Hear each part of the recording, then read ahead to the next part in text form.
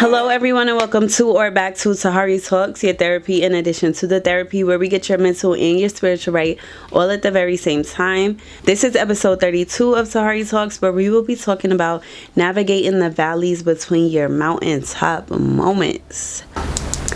If you're somebody who feels like your life is constantly like this, which that's pretty much all of us, because that's how life goes. Life comes in waves. Then this episode is particularly for you. But before we get into today's episode, if you're new here, if you've been here for a while, but you found yourself returning to the videos, but you not have yet committed, go ahead and hit that subscribe button for me, as well as the bell notification, so that you don't miss out on any future episodes of Tahari Talks. I'm Briana Tahari, a life coach and mental health professional, and I upload new episodes every week on different topics to help you, me, and us get and keep our lives together. So if that's the type of content that you are into, go ahead and commit and subscribe and stay a while. If you're returning and you're a subscriber, thank you so much for being here, as well as thank you so much for coming back for another episode with me again today. Be sure to share the episode with a friend. Tell them this is a great place to be, because it is. Without further ado, let's get into this episode. I keep having to take cough and water breaks because my family just got over the flu. We were down bad last week. I'm talking about that thing had us in a chokehold and wasn't trying to let us go. I'm talking about one day I maybe got out of the bed one time and then went right back to the bed and was in the bed all day. And if you know me personally, you know I don't even play like that. I do not play like that. Cabin fever be set in about hour 2 of the first day, but my body literally shut down and forced me. So y'all know I said I was gonna check in after the rest episode to let y'all know how things went. Friday I called myself resting, and then my body must have enjoyed the rest too much, because by Saturday I was sick and I was not back right until the following Friday. And it was like a merry-go-round. My husband, my children, myself, throwing our guts up back to back. Like, it was a lot. And I feel like every time I film, I'm coming to y'all saying, oh, my family just got through something, there's something going around. But if you're a parent, then you know that's just part of the game, and that's just the reality. Y'all are living out real time with me, and that's just what it was. We had the flu last week. But this episode topic came to me while I was down bad, because not only was I down bad physically, y'all know, like, being sick can take a toll on you mentally after a while. You're in the house, you're looking crazy, you're feeling crazy, you're not feeling like yourself, so you're not performing the same way that you normally do, because you're not able to perform the way you normally do. And that a lot of times can become perfect material, grade A material. It's the poster child for the enemy's playground to come in and try and play with your mind. And while I'm down bad, I'm like, oh gosh, I don't know what I'm gonna film about next. I felt like I was hitting a creative block. Like, I did not know what topics. I felt like I wasn't getting downloads. I felt like my mind had the flu just like the rest of my body did. I just was unsure, and I'm like, God, I know you didn't bring me this far to leave me here. Like, I know you didn't bring me to 1K for me to get here, have these new people that are waiting for me to say something, and I don't even know what I'm gonna say. Like, what is really going on? And I know that's never the case, because y'all know, even sometimes I say to y'all, I don't know what the next topic is gonna be, but it's gonna come to me in time. I trust that. I chill in that. I don't press the issue, the next topic, because I know it's always gonna come organically. But for some reason during this time, I had this anxiety that I would not know what I was gonna share next, or like I was gonna run out of ideas, or like life was just gonna stop giving me lessons to share. That's never gonna happen, because life is constantly teaching us new things, experiences to share. God is constantly doing a new thing. So girl, why on earth are you spending days wasting time, energy, and breath in prayer time, worried that the next thing isn't gonna come to you? But that's where I was. That's my truth. I'm gonna sit in it. And then so finally, days into going through this mental merry-go-round of, dang, maybe I don't have nothing to say. Maybe my voice isn't important. Maybe those thoughts that the enemy has planted in my mind are actually correct. Then it came to me like, okay, since you're so in a block, in a rut, let's talk about how to navigate those moments, because we all have them. So let's talk about navigating those valley moments, those valleys between your mountaintop moments, your mountaintop seasons, your mountaintop days, weeks, whatever, mountaintop experiences. How do you navigate those valleys without falling into the deepest ruts every time you enter a valley? This just came to me too. Why does the valley have such a bad reputation? Why do we look at the valley as such a bad place to be? Why is that? Because if we utilize it well, then the valley could be a great place. Let's not get ahead. Like I said, I'm in my kitchen and it comes to me. And one thing that I think that Tahari Talks listeners can appreciate now and always will be able to appreciate is that I live this thing out in real time. And I am not shy about talking about the very real things. A lot of content creators, especially when your content is around different, I say every week, different topics to help me, you, and us to get our life together. The person that's sharing that a lot of times is not going to say, oh, I felt like I didn't have no topics to help me, you, and us get our life together. But no, I'm going to say that because that was the human experience that I had. But just as sure as I had that experience the other week, I'm here talking to you about something else today. So that is the proof that God is going to show up for you and show out and through you every single time. One thing that is needed, one thing that is necessary is peace in navigating those valleys between your mountaintop experiences. Because just as sure as the mountaintop is going to come, that valley behind it is going to come. Every single one of us will have them. It does not matter how good you look. It does not matter how rich or poor you are. It does not matter where you live. It does not matter. And so how do you navigate them? But before we talk about how we're going to navigate them, let's get into the spiritual. Let's get into this good old word. So for this episode, usually I'm searching topics, but for this one, I wanted to search the different times all throughout the word that the word uses valleys as metaphors, that God talks about the valley. What does this metaphorical writing look like every time? What is he saying through talking about these valleys? How is he characterizing these valleys? Because we characterize them as, oh, yep, yea, though I walk through the valley of the shadow of death. We talk about valleys in such a negative way, but we don't talk about the lily of the valley. We don't talk about Jesus being the lily of the valley. And how the lily of the valley is one of the most peaceful plants, one of the plants that remind you of the purity of God. We don't talk enough about the good things about the valley. So let's talk about, I have, let's see. I have 3 scriptures I want to share with y'all. And then from there, we'll talk about the practical. And then we're going to pray. Y'all know the drill. If you're not new here, you know the drill. So first things first scripture is 1 Kings 20 and 28. And it says, the man of God came up and told the king of Israel, this is what the Lord says, because the armies think the Lord is a God of the hills and not a God of the valleys, I will deliver this vast army into your hands and you will know that I am the Lord. Basically, here is reminding us that God is not only the God of the hills, God is not only the God of the mountain, but God is also the God of the valley. So if I have you on this mountaintop experience and I brought you to the mountaintop experience, you don't think I'm with you when you go to the valley too? You don't think I'm covering you when you're in the valley too? There's this song, I think his name is Torrin Hills, but he says, you're God of the hills and valleys. You're God of the hills and the valleys. He say it real cute. He sings it real nice, real sweet. And I am not alone. So just as sure as you're with me in the mountaintop moments, you're with me in the valley too. And I think a lot of times I'll speak for myself. A lot of times I can see in my immaturity as a Christian, I used to think of God being on the mountaintop, waiting for me to get to the mountaintop, and then he's with me there, and then he's sending me to the valley, and he'll be with me at these mountaintop moments, but he's just sending me to the valley as punishment, sending me to the valley as this place where I need to go and learn, and forgetting that he walks with me through the valley, forgetting that he is the God of the valley. So if he sent me there, he's going to cover me there. If he sent me there, he knows why he sent me there. If he sent me there, I'm not going to be there and be alone. I may be distraught, but guess what? He's going to be with me there, and he has jurisdiction over the valley in the same way that he has jurisdiction over the mountaintop moments, over the mountain itself. I think we have to do a better job of remembering that just as much as he is with us in those high places, he's with us in the low ones too. And he is the God of the valley. Verse 2, Psalm 84 and 6. And it reads, as they pass through the valley of Baca, they make it a place of springs. The autumn rains also cover it with pools or blessings. That's the footnote on that. As they pass through the valley of Baca, they make it a place of springs. The autumn rains also cover it with pools. So I found this breakdown, and I'm gonna read it because I want it to be word for word. The valley of Baca is a symbolic representation of life's difficult and sorrowful moments. God provides spiritual nourishment and renewal even in the driest and most challenging of times. A faithful worshiper of God finds their faith strengthened and increased day by day.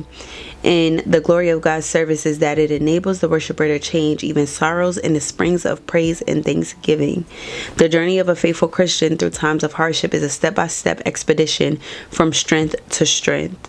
Another translation says it like this, and I like this. Psalms 84:6 says, passing through the valley of weeping, you will find pools of blessing.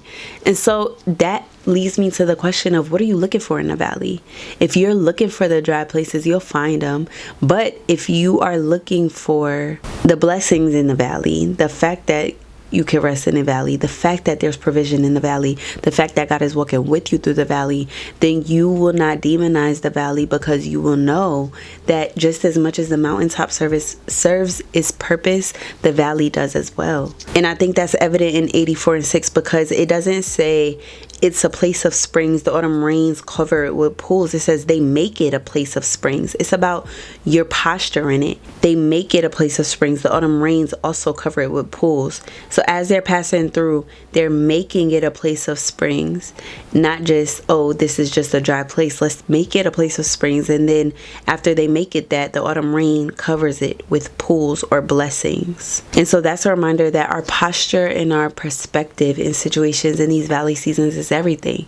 I could look at the time of being down with the flu as, oh, my body is just fighting against me and it's turning against me. Or I could look at it as, this is an opportunity for my body to be healed and an opportunity for my body to rest and get what it needs in this moment. Verse number 3, Isaiah 41:18. And y'all already know Isaiah is one of the faves, my faves. And it says, I will make rivers flow on barren heights and springs within the valleys.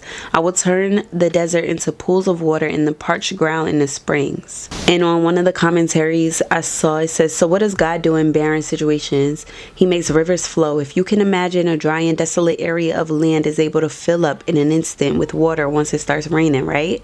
Well, God has that same power too. He's able to turn anything that is desolate into a pool of water. He doesn't just bring a couple of drops of water, but he wipes out all barrenness with the flood. In the dry land, it will be dry no longer, because he turns it into flowing springs. Only in valleys, when water is poured upon it, can it turn into a spring, into a pool, into a body of water. If you're on a mountaintop, you pour that water down, guess what? It's going to trickle down that mountain. Where is it going to pool? It only pools, it only turns into springs, it only turns into abundant water in the valley. Again, we could see this valley as something that is like, oh, we just got to get past this valley season because I want to get back to that mountaintop moment. Or we can appreciate the valley for the characteristics of positivity that it has, which is the fact that God can turn any desolate situation, desolate place, even that valley, into something that springs forth water, that pools water, that turns into an area of refreshment, that turns into an area and a place of abundance. It is all about your perspective in that place. That is so good. Right before that it says, but I, the Lord, will answer them. I, the God of Israel, will not forsake them. That's the ending of 17. The poor and needy search for water, there is none. Their tongues are parched with thirst. But I, the Lord, will answer them. I, the God of Israel, will not forsake them. And then it goes on to say, he'll make rivers flow on barren heights and springs within the valleys. The thing that you are seeing as a valley situation will turn into a spring. The thing that you're viewing as parched ground, when God is introduced to it, can be turned into a spring, a place where people come and receive refreshment, where their thirst is quenched, where their needs are met. All right. With that being said, I want to get into some practical tips, because as with every topic that I talk about, you don't just need the practical tips. The practical tips are great because they give you very real, very tangible things that you can grasp on, things that you can see, things that you can implement in your own life. Not only do you need that, but you also need that word to go along with it. That word that reminds you of who God is, reminds you of who you serve, that reminds you of who your Father is, that reminds you of his character. The words that have been around for ages and ages and will be around long after we are gone, that remind you of the blueprint of how to get through this thing called life. And in addition to that, we have the practical. So first things first, lean into your valley moments. A lot of times we fight against it. We go with a fight. We go down with a fight into the valley. And it's like, no, lean into it. If you're going into a valley, again, it's all in perspective. Don't look at it as, oh, I'm being punished. I'm going into this valley experience because I've done wrong, or I'm going into this valley experience as a negative thing, but lean into it. And not in a way that you succumb to depression or negativity, or you're like, oh, I'm about to be down and out until I'm back on my mountaintop. but lean into it in a way of you're not fighting against it. That if there is suffering, that you're suffering well, that there's fruit of the spirit, long suffering, that you realize that valleys are a part of life and it doesn't have to be all bad in the valley. My brain just tried to connect that to a P-Valley reference and think about the theme song, but we are staying focused, okay? That again, you realize valleys are a part of life. That just as sure as the good is going to come, so will the end, the man. It doesn't necessarily have to always feel bad. Sometimes it just feels like, man, sometimes it just feels like there's nothing exciting right now. Sometimes it just feels like I'm on a straight and narrow, or I'm at a peninsula, not so much a valley. Again, one of the fruits of the spirit is long suffering. Do you suffer well? Can you share in the suffering of Christ in that he did it and he did it well? Christ shared in our suffering, wrapped himself in flesh and came down so that he would be able to know what it's like to suffer. So he knows more than anyone else what your suffering feels like. And you think he won't abide by you as you're going through your form, your version of suffering? He absolutely will. He absolutely does suffer beside you in your storms. And so, again, we fight against these valley moments so bad and so hard sometimes that we make them go on longer than they have to. You are going to make it last a lot longer and make it feel a lot harsher than it has to. So just lean in. Ask yourself the question, what is this trying to teach me? What do I need to learn out of this experience? What can I learn and not keep returning to this moment? For example, with me being sick last week, okay, I need to take better care of my body so that I don't keep feeling like this every couple of weeks. Every time my immune system is exposed to a virus, I'm not coming down with it and it's not taking over my body. How can I take better care of myself? And again, valley moments look very different. Sometimes it's sickness, sometimes it's chronic illness, sometimes it is financial hardship. Sometimes it's I'm trying to struggle through school. Sometimes it's your mental health. Sometimes it's those kids acting like they lost their minds. Whatever the situation is, there's something to be learned in it. And while you're in the midst of learning, lean into it. Next, I want you to guard yourself spiritually in your valley moments. Some call it valley, some call it spiritual warfare. I believe the two look slightly different, but a lot of times are blanketed or meshed together because they have so many of the same characteristics. But one thing that's for certain, one thing that is absolute, is that the enemy will try and do everything within his power to try and use your valley moments to distort your thoughts, because that's all he has access to. All he can do is play with your mind. And so he'll use those moments to say, well, maybe you are unhealthy. Maybe you will be sick forever. Maybe you're not so good at parenting. Maybe you're not so good at your job. Maybe this isn't your calling. Maybe you're right when you said that you were inadequate. Maybe you're going to be out of shape and succumb to the same thing that has been plaguing your bloodline for generations before you. All of those thoughts and then some to use and plague your mind because you're already in a very vulnerable state. While I was sick, I did not want to read my word. I'm battling fever. I'm battling all these things. And it would have been easy to try and say, oh, I'm not reading because. But if I can sit on the couch and binge watch a Netflix show and finish the whole series in a day or two because I'm sick, I could put forth that same energy to get in my word and continue on what I said that I would. I can use that same energy to embark on one of my 3 non-negotiables and make sure I'm reading my word. And so don't let the enemy trick you out your spot and make you feel like, oh, it's okay if you skip today. It's okay if you don't read today. It's okay if you don't pray today. You're not feeling well, remember? Baby, no. Just as sure as you do the things that you have to do any other time because nobody else is going to do them, it's going to be more evident if you don't. Look at your word. Look at the things that you have to do in the spiritual realm in the same light. Stay guarded spiritually. Don't you dare let that guard down. Don't you dare stop praying. Even if the prayer is, God, I'm tired. God, I'm weary. Lord, I don't understand. I learned recently that you can ask Jesus to pray for you. That's the good in social media. Like, you see people's testimonies and people sharing things that they're dealing with spiritually. And this one girl was saying how she asked Jesus to pray for her and she immediately felt better. She was dealing with like food poisoning or something. And she was like, did you know, or have you ever tried asking Jesus to pray for you? Because the word says that Jesus knows all the prayers to pray. Sometimes that might be the prayer. Jesus, pray for me. But don't you dare just stop communicating in the spiritual realm altogether. Again, I almost got out of the loop of reading my word, of prayer time. And even with me staying in the loop, the enemy tried to toy with my mind. So just imagine if I had gone out of the loop altogether, what my mental state would have looked like in the spiritual sense. Don't get tricked out your spot, baby. Don't get tricked out your spot. Stay guarded spiritually.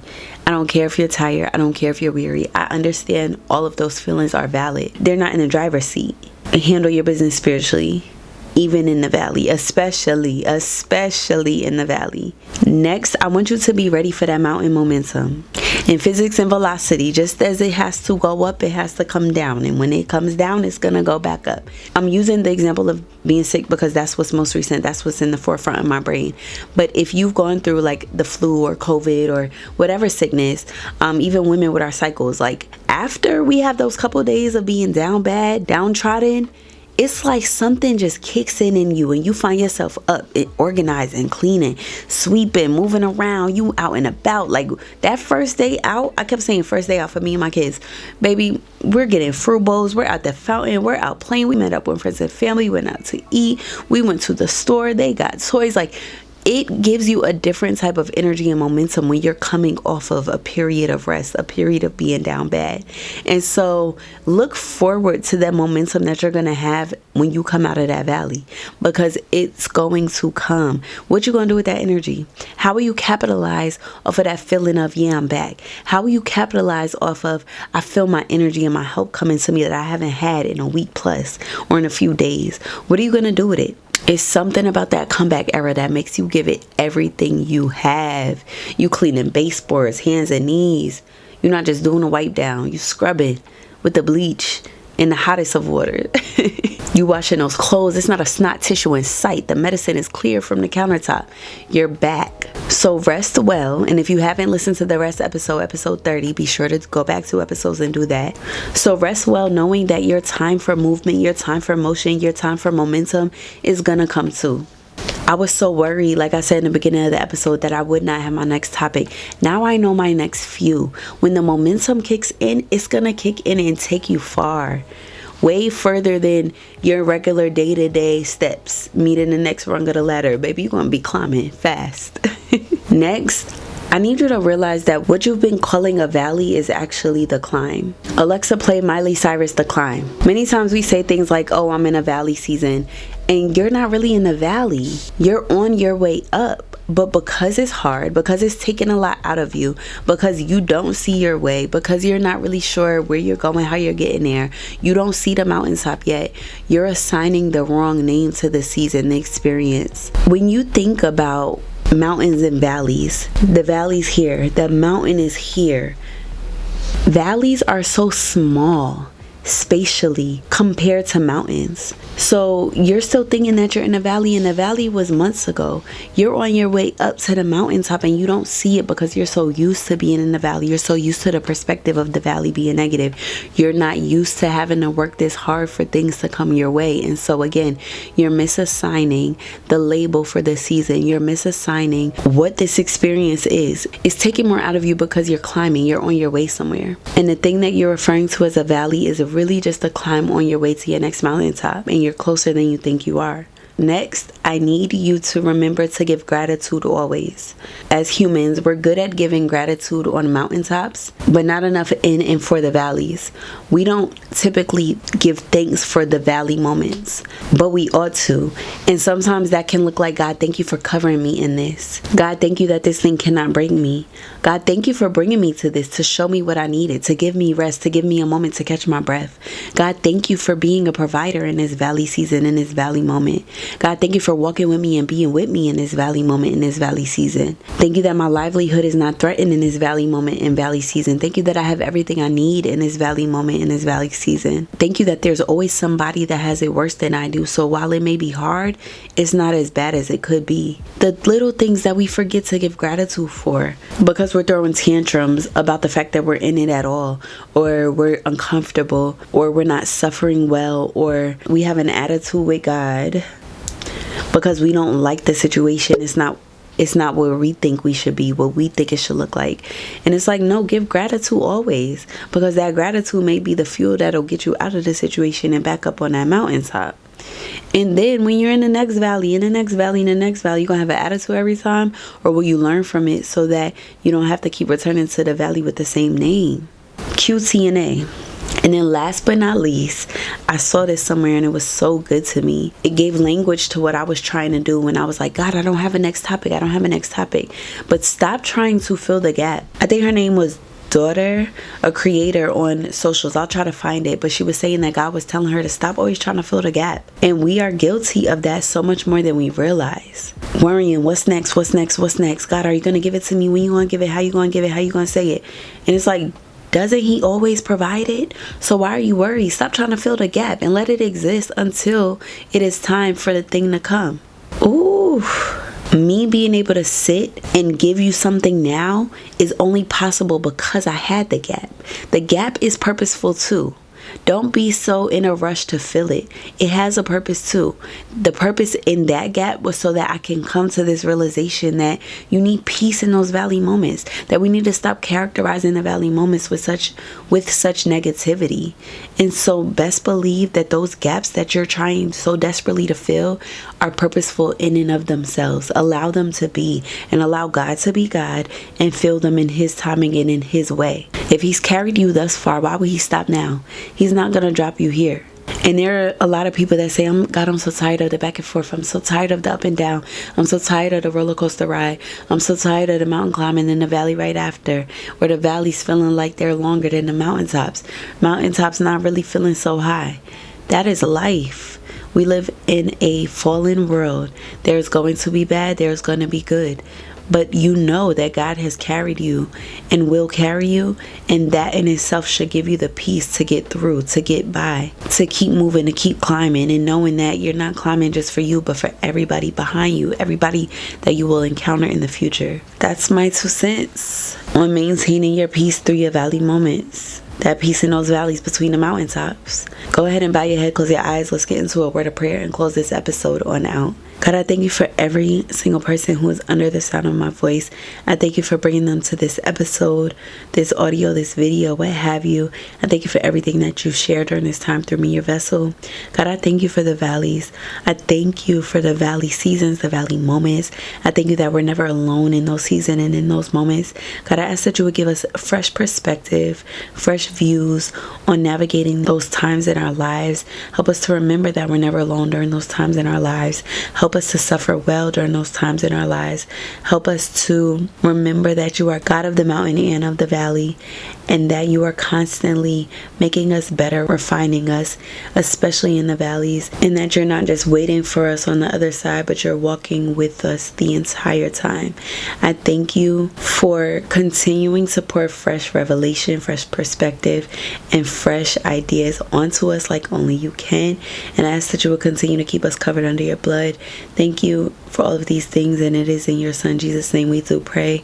Amen. I hope you all enjoyed this episode. I hope that you found something in it that you can apply to your life. I'm just grateful. I'm grateful. I thank you for being here. I feel so good, so full after I record these episodes. This is my second one today, and again, it just feels so good to be able to share what is being given to me. It won't be long before we're back for episode 33. I have some things written down that I want to share. Not really sure about the topic name yet. Oh yeah, I am actually. We're going to be talking about the real reason why you aren't your actualized, your dream self version of yourself yet. And I want to get into that because it's a read.